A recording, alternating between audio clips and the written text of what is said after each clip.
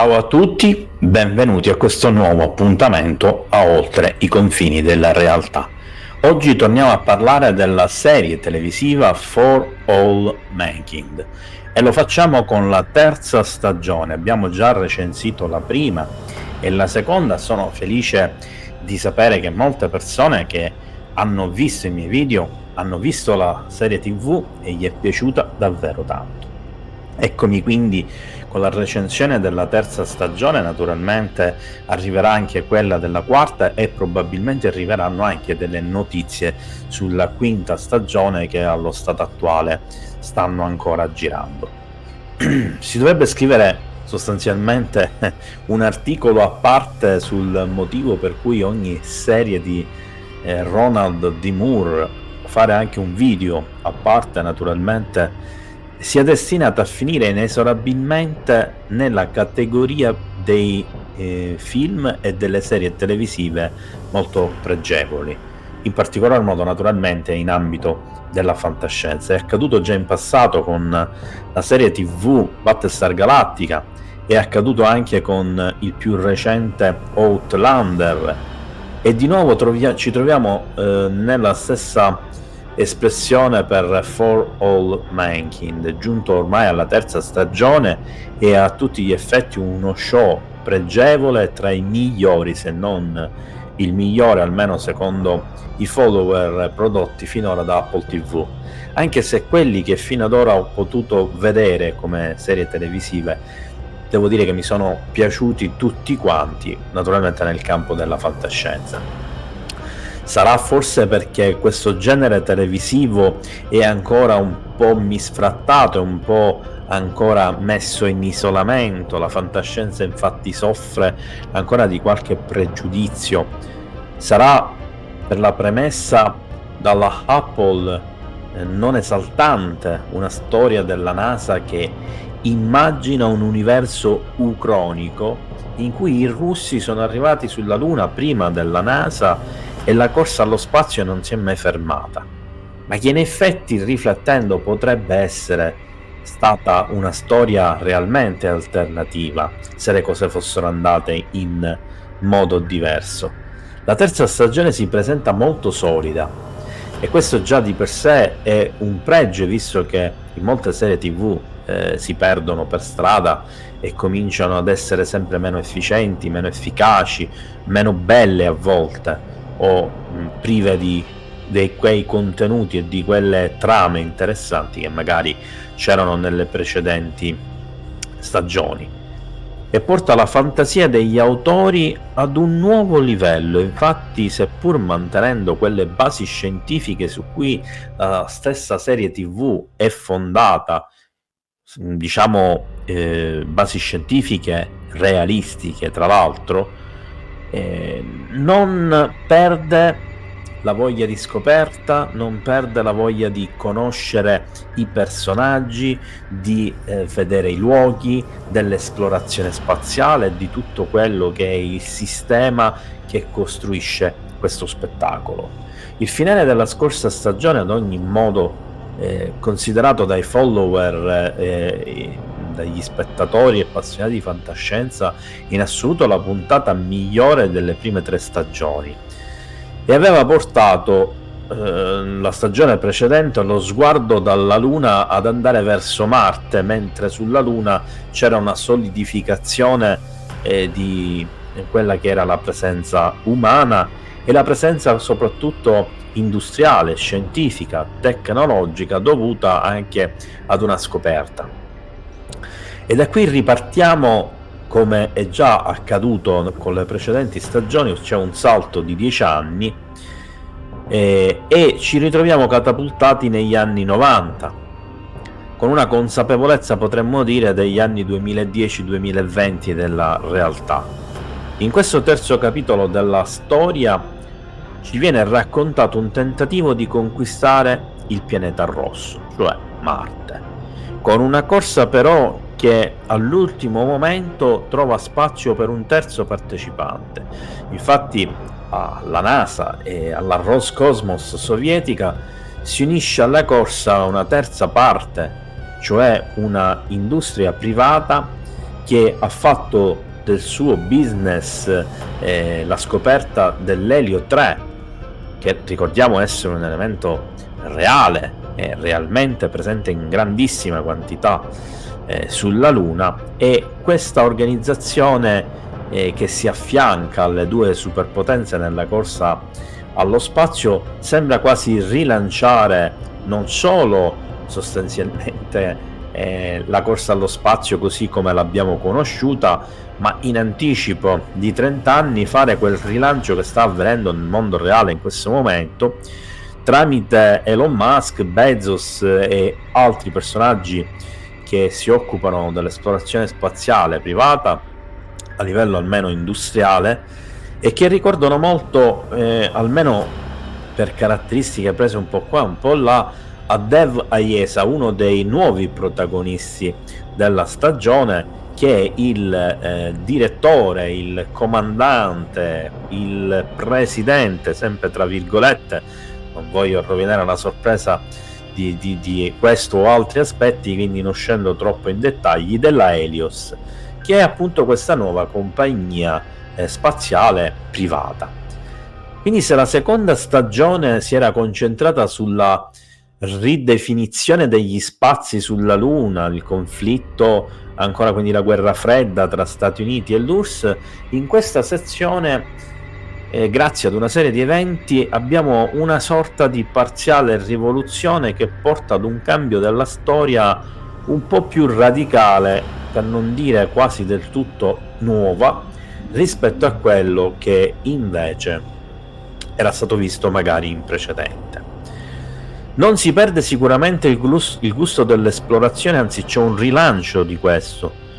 e con esso i 1000 rischi che vengono derivati dagli imprevisti, dalle faccende di una corsa verso una nuova scoperta, attraverso dei fattori importanti a livello sociale, a livello globale, a livello militare, economico, eccetera, che coinvolgono le varie parti e che si vanno a intrecciare anche con i racconti delle vite, delle relazioni dei personaggi principali e anche di quelli secondari, che naturalmente occupano sempre un grande spazio all'interno di questa serie TV e che si intrecciano costantemente tra di loro, in modi a volte anche inaspettati, regalandoci probabilmente la stagione maggiormente improntata sull'azione. Infatti si vedranno tutta una serie di questioni appunto che possono rientrare tra virgolette nelle serie TV action movie. La tragedia del Polaris durante il primo episodio di stagione crea un effetto quasi adrenalinico della prima puntata, che ce lo porteremo per tutta la serie, per tutta la terza stagione. Ci introduce a fatti importanti della stagione che ritroveremo anche nella quarta, con nuovi personaggi che subentreranno man mano nel percorso, con alcuni personaggi che per forza maggiore verranno avvicendati, anche se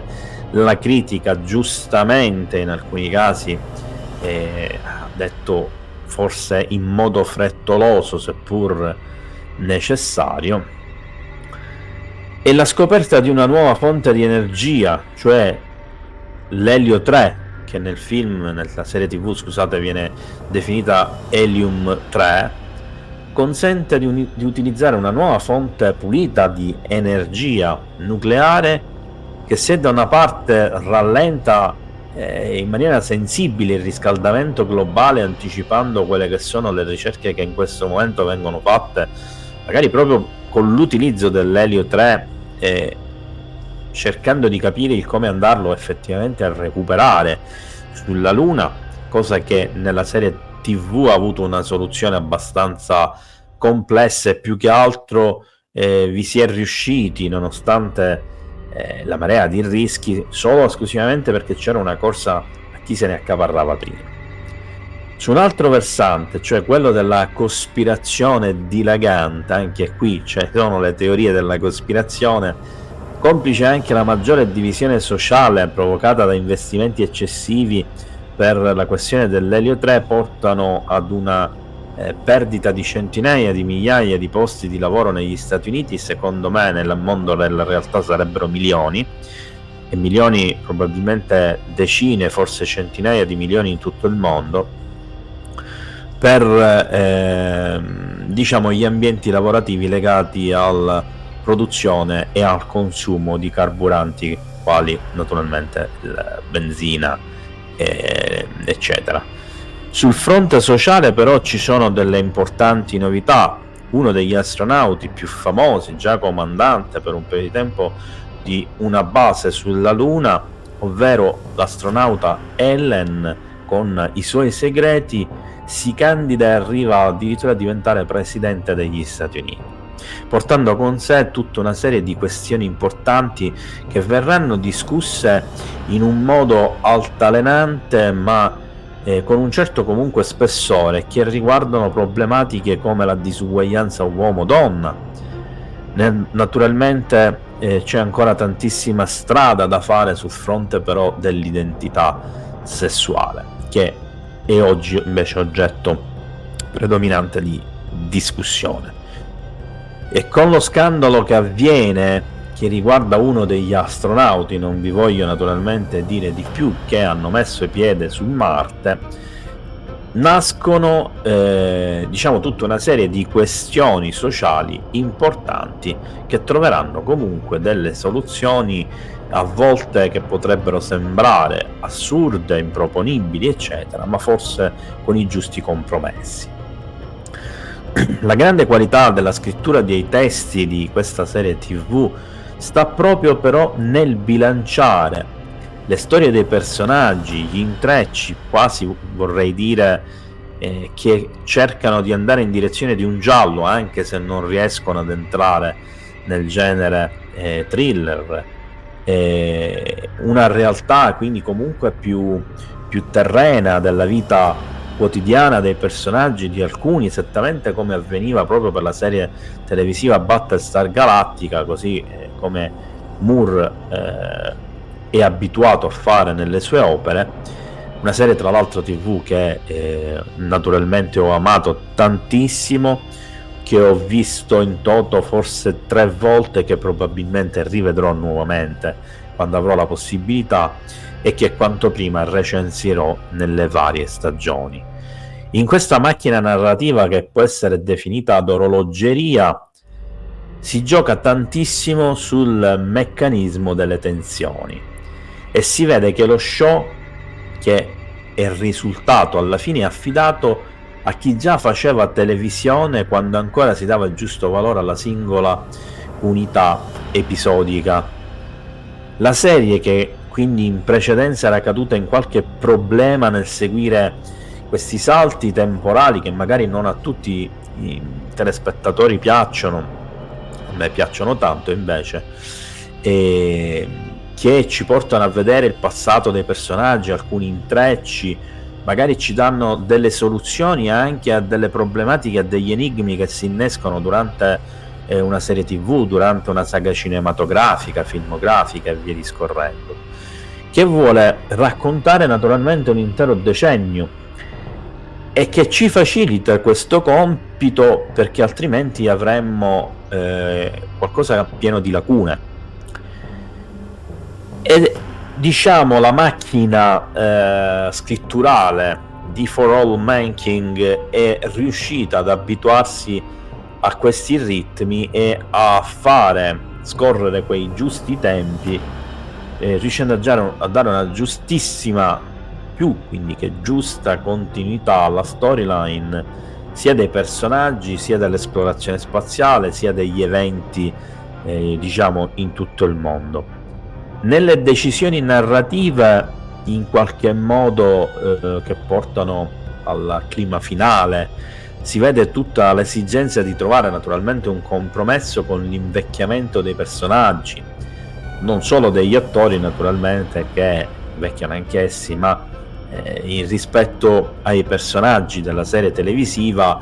diciamo che invecchiano più o meno 2 anni ogni 10. quindi alcuni personaggi della serie televisiva cominciano a diventare vecchi e naturalmente la storyline deve seguire un certo iter in cui alcuni di questi sono ancora presenti, ma naturalmente il tutto deve essere scritto in base alla loro età e non possono seguire le esigenze, diciamo, di tenere alto il ritmo con prestazioni giovanili e personaggi sempre eroici e via discorrendo. È molto pratico, ma è anche molto realistica come serie televisiva. Certo, alcuni personaggi che per ovvie ragioni devono essere tirati fuori da questa serie, che non potevano essere presenti nella prossima serie perché avrebbero creato una serie di problematiche, vengono esclusi nei modi più strani e spesso con, diciamo, delle situazioni abbastanza violente. Tra queste ci sono due dei personaggi principali, che sono Molly e Karen, che sostanzialmente vengono fatte fuori, anche se in modi radicalmente differenti, e questo serve anche a fare emergere i nuovi protagonisti che però abbiamo già visto nell'arco di quest'opera, magari proprio da quando erano bambini in alcuni casi, come per esempio nel caso di Aleida, ma ci sono personaggi come Kelly, Dev, Corey, Will e altri cosmonauti, per esempio dell'impresa di Marte, eccetera. Una menzione a parte la meritano due personaggi che sono i figli di Gordo, Jimmy e Danny Stevens. Questo perché avranno un ruolo fondamentale, che non voglio dirvi, all'interno di questa stagione, due ruoli completamente diversi da quelli che ci possiamo aspettare, ma che sicuramente accentueranno quelli che sono le problematiche realistiche che si potrebbero incontrare nella convivenza in ambienti per esempio ostili come quello marziano, al chiuso, eccetera, e con dei problemi personali che si possono ripercuotere nel quotidiano, nei rapporti con gli altri protagonisti, le altre persone, eccetera. E nell'altro caso, per esempio, invece quello di non essere propriamente accorti, di essere sempre delusi, eccetera, e questo può portare naturalmente, come avviene purtroppo, ahimè, nel mondo reale, alcuni giovani a perdersi con le amicizie negli ambienti più sbagliati, eccetera, e a commettere degli errori che a volte possono fare degli danni immani. E naturalmente in qualche modo potremmo dire che alcuni personaggi diventano dei villain un po' per moda, ma non lo diventano perché sono realmente cattivi, lo diventano perché sono le vicissitudini della vita che li portano a determinate scelte sbagliate. Il finale di stagione lascia un po' l'amaro in bocca, perché nel prefigurare in che direzione la serie andrà da qui in poi, perché capiamo che c'è un work in progress che subisce un'accelerazione incredibile e che non parla più del passato al passato, seppure alternativo, ma del passato al passato verso il futuro nostro, quindi verso un futuro che è anche il nostro, non è più quindi ucronico, non è più alternativo, ma è la conseguenza di quell'alternatività, ma molto più simile a quello che sarà il nostro futuro dell'esplorazione spaziale, appunto marziana. Ma questo è importante perché allo stesso tempo lascerà aperte tutte le porte e quindi a tutte le possibilità. Ovviamente io ho già visto la quarta stagione, ma non vi anticipo assolutamente nulla, perché anche lì ci saranno delle importanti novità. Se il salto temporale quindi della seconda stagione ci diceva che il nuovo capitolo sarebbe stato incentrato sulla conquista di Marte, questo nuovo salto avvenuto nel 2003 ci lascia semplicemente con Margot, una delle protagoniste per eccellenza, a capo della NASA che non esiste più, in fuga ed esiliata in Unione Sovietica, di cui non sappiamo pressoché nulla.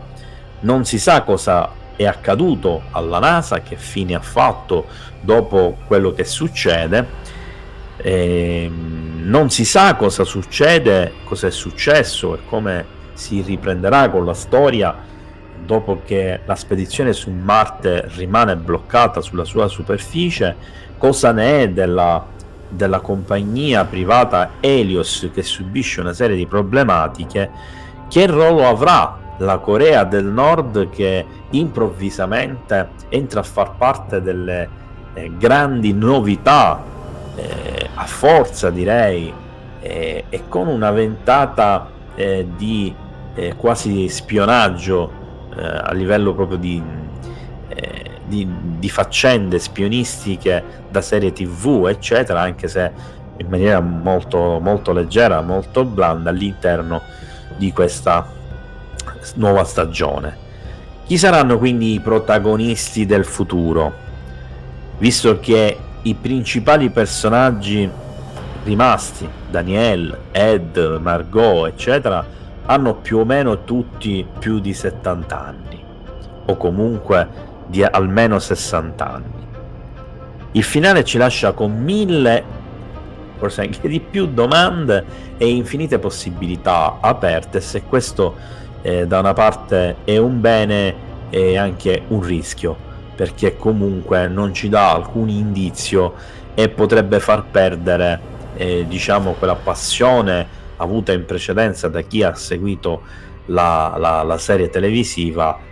che magari aveva il bisogno di porsi delle domande più precise, in quanto c'erano degli indizi che facevano trapelare delle informazioni. Questo è meno in questa stagione, ma secondo me non è assolutamente un problema, perché per come è stato impostato il finale, di fatto comunque garantisce la sua piacevolezza, garantisce praticamente tutti gli aspetti positivi.